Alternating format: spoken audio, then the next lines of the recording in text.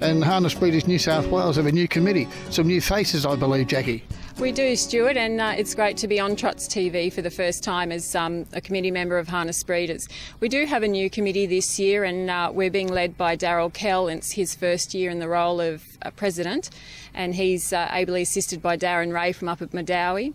And a couple of new faces on. Belinda McCarthy has joined us this year too, which is just fantastic to have her. She comes from a long family background involved in harness racing through Golden Gate with Wayne and Anne Lamb. Sounds like they're going to be pretty busy. What's the committee trying to achieve this season, possibly for some fillies and mares races? What's your project? Well, I think it'll be mainly education of the breeders and just letting them know that we're out there. But certainly we are going to push for more single-sex races, Stuart, with just mainly mares only and fillies only races, just to give them a bit more of a chance against the colts, and perhaps, you know, like putting a little bit more money into it from the breeders, and then if we get backing from Harness Racing New South Wales, and they've been fabulous so far in supporting us.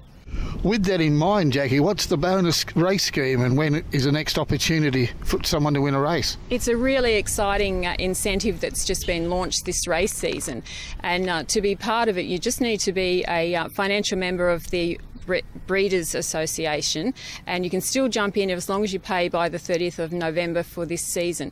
Now what it is, if you happen to be the breeder of the winning horse, you will get a $1,000 breeding certificate which you can use, and then $1,000 cash from Harness Racing Breeders Association.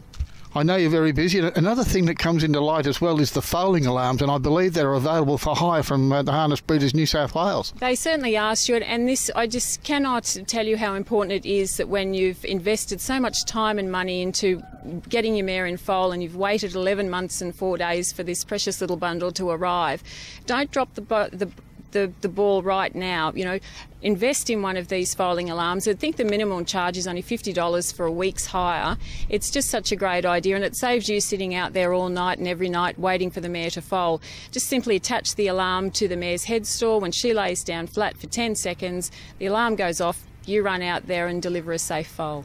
I know a lot of owners anxiously wait each year for their foal to arrive, and once the calendar turns over the 1st of September, they think their foal will be next. Come October and November, you're starting to get a little impatient. By December, you're getting more than a little impatient, and you're certainly be looking for one of those alarms. Certainly are, and it's interesting to note this year, and I've spoken to a lot of different studs and a lot of different breeds as well, and a lot of the foalings are going over this year, and it seems to be a seasonal thing right across the board. So, you know, certainly is, if this foaling alarm can save you sitting up for a week with no sleep, which that doesn't do any of us any good, you know, get one of these things, and a safe arrival as well. You just have to be there to maybe, you know, get the placenta off the foal's head or just flick a leg forward. You can save a complete disaster.